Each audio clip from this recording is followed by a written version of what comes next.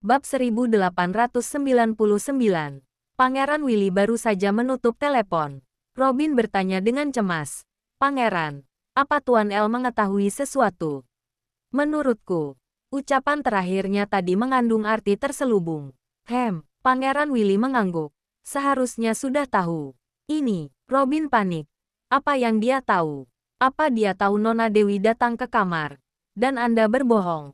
Atau apa dia tahu tentang hubungan Anda dengan Nona Dewi? Atau tentang identitas asli Nona Dewi? Willy tidak buru-buru menjawab, malah meminum anggur. Lalu tersenyum masam. Dewi masih terlalu polos. Robin agak bingung. Tidak tahu apa maksudnya. Dia sedikit cemas dan ingin mengetahui penjelasannya. Tapi dia tidak berani bertanya lebih lanjut. Dia sangat pintar.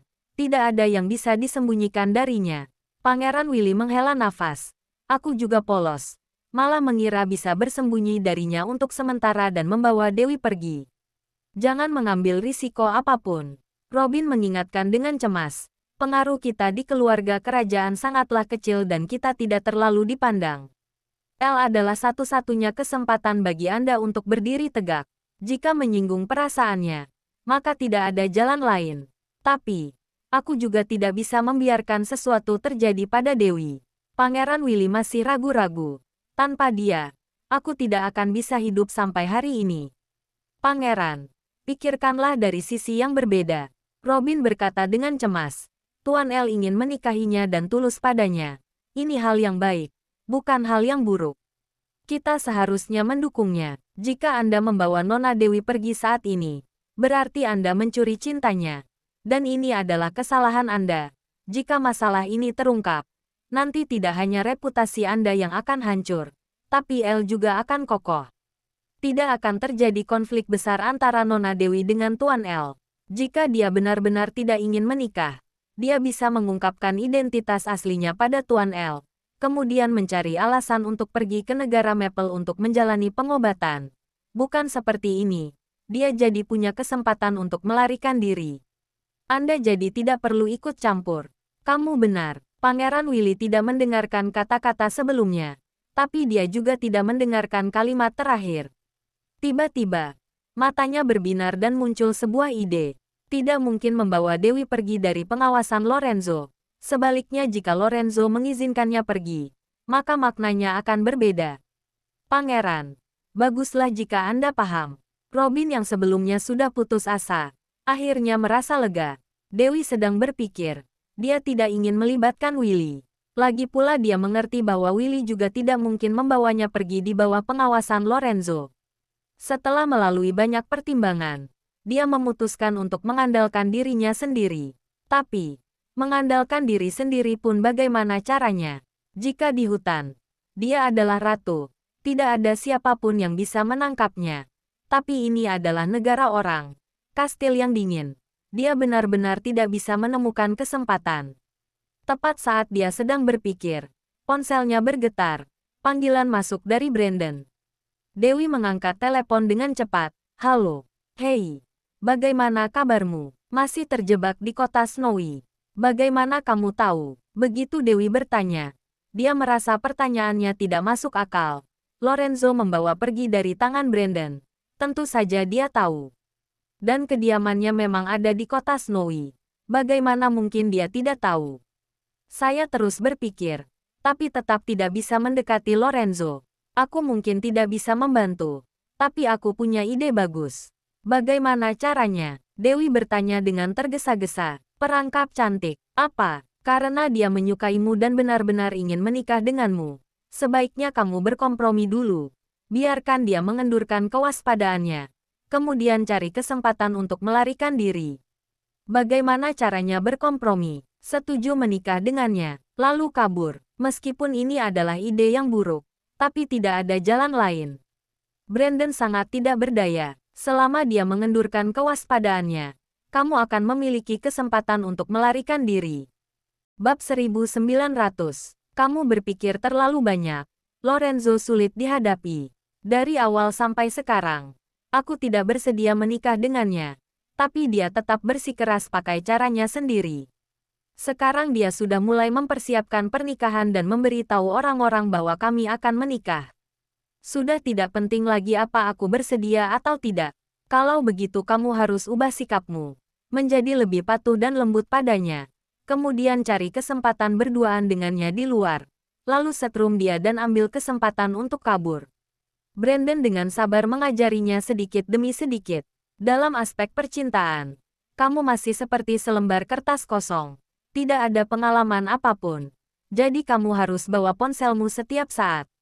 Saat kamu menghadapi hal seperti ini, telepon aku atau kirimkan aku pesan. Aku akan mengajarimu bagaimana melakukannya selangkah demi langkah. Oke, coba saja. Dewi menghela napas. Tidak mengira sisi iblis kecilnya yang tak kenal takut. Suatu hari akan menggunakan perangkap cantik. Aku akan mengirimkan beberapa video dulu. Nontonlah dan pelajari cara memikat pria. Brandon mengirimkan Dewi materi sambil bicara. Sebenarnya, di antara semua keterampilan manipulasi perasaan, Pua adalah yang paling hebat. Entah Pua berfungsi pada orang yang kuat seperti Lorenzo atau tidak. Aku tidak berani mengajarimu terlalu banyak. Berhentilah bicara omong kosong. Kirim semuanya. Akan aku terapkan. Baiklah, Brandon mengirimkan banyak data. Gunakanlah sesuai keinginanmu. Tapi jangan sampai masuk ke perangkap sendiri. Metode ini paling hanya mengedipkan mata, bergandengan tangan dan berpelukan. Jangan sampai dimanfaatkan. Aku mengerti. Bawel. Setelah menutup telepon, Dewi berbaring di ranjang dan membaca materi. Otaknya sangat aneh. Asalkan dia mempelajari hal dengan sepenuh hati, dia dapat mengingatnya walau hanya sekali baca. Tapi jika hal yang tidak dia inginkan, dia secara tidak sadar akan menolaknya, bahkan malas melihatnya. Brandon berpikir dengan sangat hati-hati dan juga mengategorikan materi ke dalam dua kategori. Cara merayu laki-laki, termasuk main keras untuk mendapatkannya. Metode manipulasi perasaan Pua. Dewi memegang ponsel, membacanya dengan serius, lalu menghela napas sesekali. Dia tidak menyangka ada begitu banyak pengetahuan mengenai cara menghadapi pria.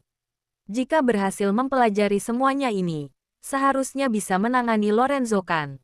Ketika saatnya tiba, Lorenzo akan menuruti semua perkataannya. Lalu dia bisa pergi dengan tenang. Dewi masih sedang mempelajari cara menghadapi Lorenzo. Sedangkan di kamar tidur utama sebelah, Lorenzo juga sedang mencari informasi tentang cara menaklukkan hati wanita. Ada video pengajaran yang bilang, menaklukkan seorang wanita adalah dengan cara menaklukkan tubuhnya terlebih dulu. Jika seorang wanita tidak kesal atau tidak menolak pendekatanmu, maka dia menyukaimu. Seorang wanita akan muncul rasa ketergantungan dan kasih sayang karena keintiman dan dia tidak akan terpisahkan darinya seiring berjalannya waktu. Jika punya anak, maka seumur hidup tidak mampu menghindarinya. Memikirkan hal ini, Lorenzo mau tidak mau merasa agak gelisah. Ternyata ada metode seperti ini. Seharusnya dia mencobanya sejak awal. Dia ingat terakhir kali dia mencium Dewi. Dia tidak melawan. Sebaliknya dia sedikit gugup, malu, dan panik. Sepertinya di dalam hatinya ada dirinya. Pasti seperti itu. Semakin Lorenzo memikirkannya, dia semakin bersemangat. Berharap sekarang juga dia bisa pergi mencari Dewi untuk mendemonstrasikan ciuman paksa sang tuan. Tapi setelah dipikir-pikir, jangan terlalu terburu-buru, tenanglah sedikit. Di kamar sebelah, Dewi membaca materi hingga tertidur. Seketika dia masuk ke alam mimpi. Dalam mimpinya, dia sebaik mungkin merayu Lorenzo dan Lorenzo pun memeluk dan menciumnya dengan penuh gairah. Di alam mimpi, dia mulai tersipu malu dan berdebar, gugup dan panik. Perasaan itu sangatlah nyata, dia bahkan tidak tahu ini mimpi atau kenyataan. Tapi dia masih ingat dengan jelas misinya dalam mimpi. Berpikir berulang kali, cepatlah pingsan, cepatlah pingsan.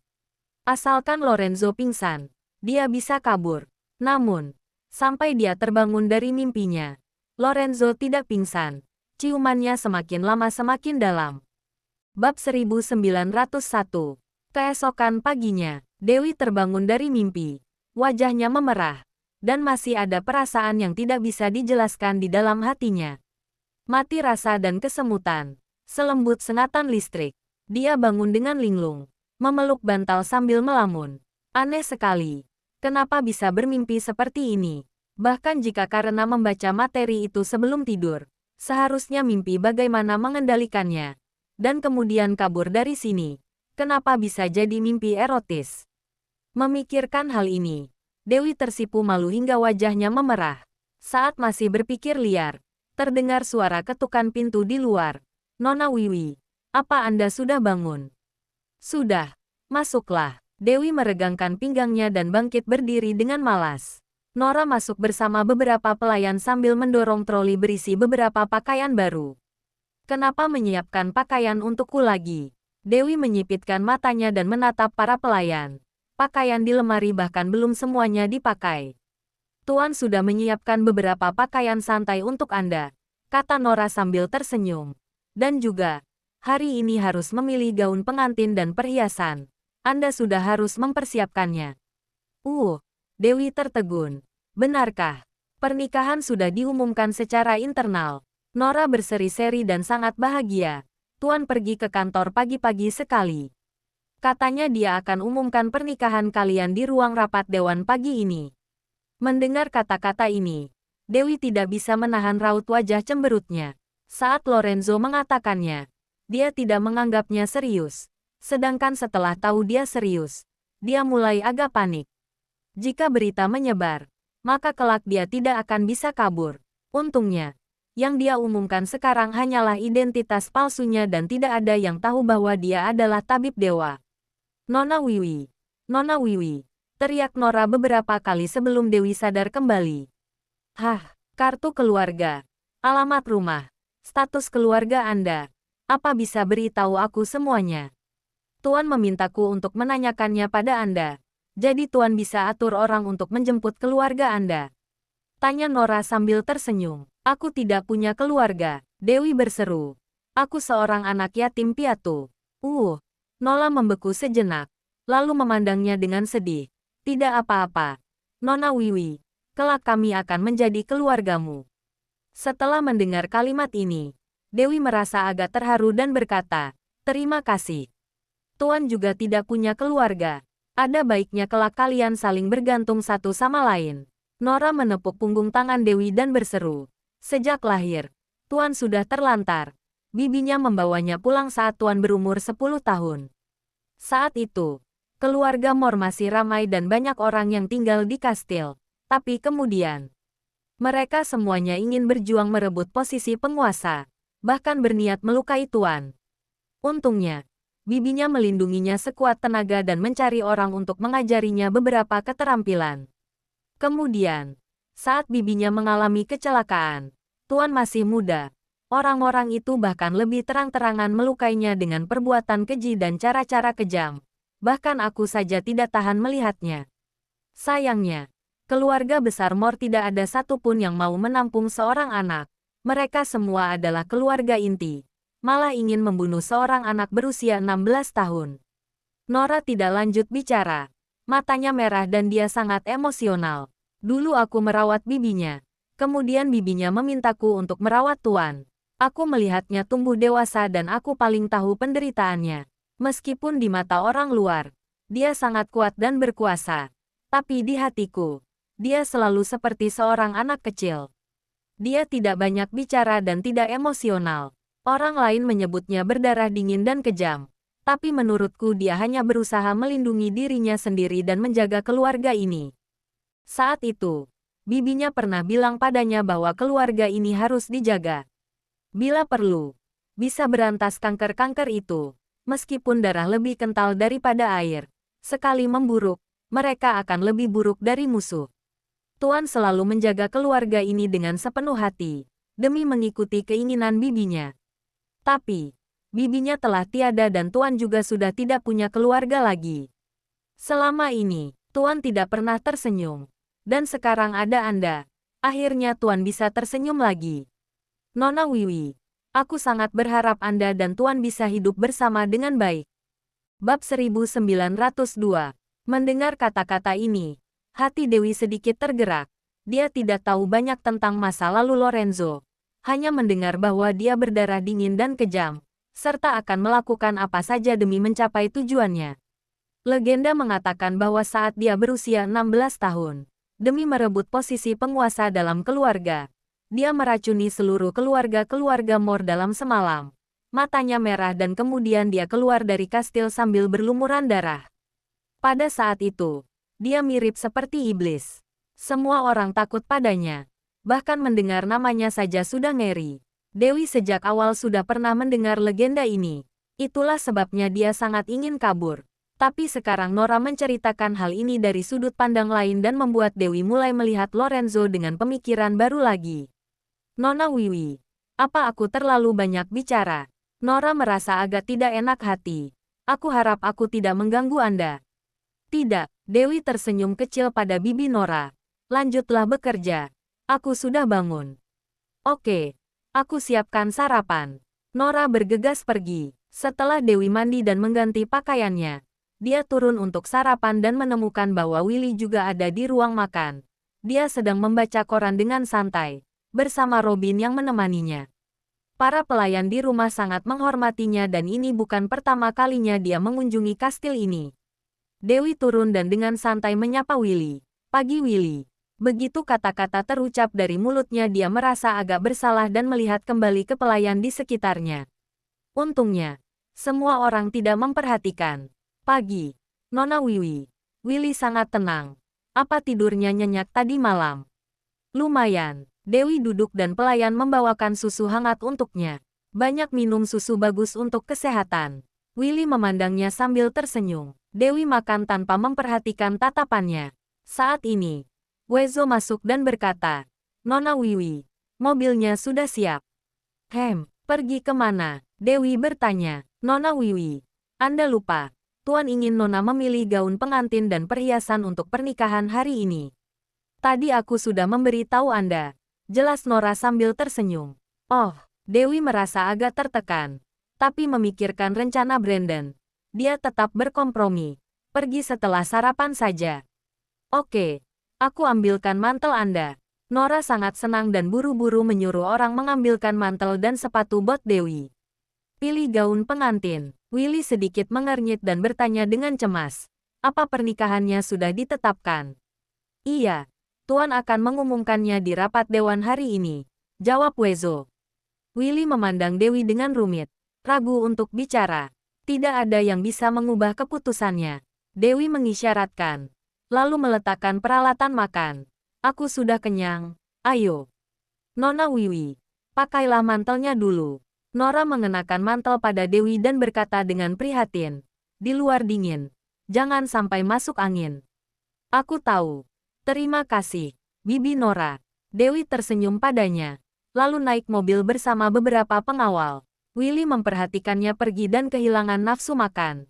Ia meletakkan peralatan makan dan berkata ingin kembali ke kamarnya. Nora berkata dengan hormat, Pangeran, Tuan memberi pesan sebelum pergi. Pangeran bisa masuk ruang kerja dan ruang teh di rumah kapan saja dan jika Anda merasa bosan, Anda bisa keluar jalan-jalan. Terima kasih Bibi Nora. Aku ingin istirahat sebentar. Willy mengucapkan terima kasih dengan sopan dan meminta Robin untuk mendorong kursi rodanya kembali ke kamar. Saat pintu tertutup, Robin pun mengingatkannya. Pangeran, pernikahan antara Tuan El dan Nona Dewi sudah ditetapkan dan juga diumumkan di depan Dewan Direksi. Nasi sudah menjadi bubur. Jadi Anda jangan ikut campur lagi.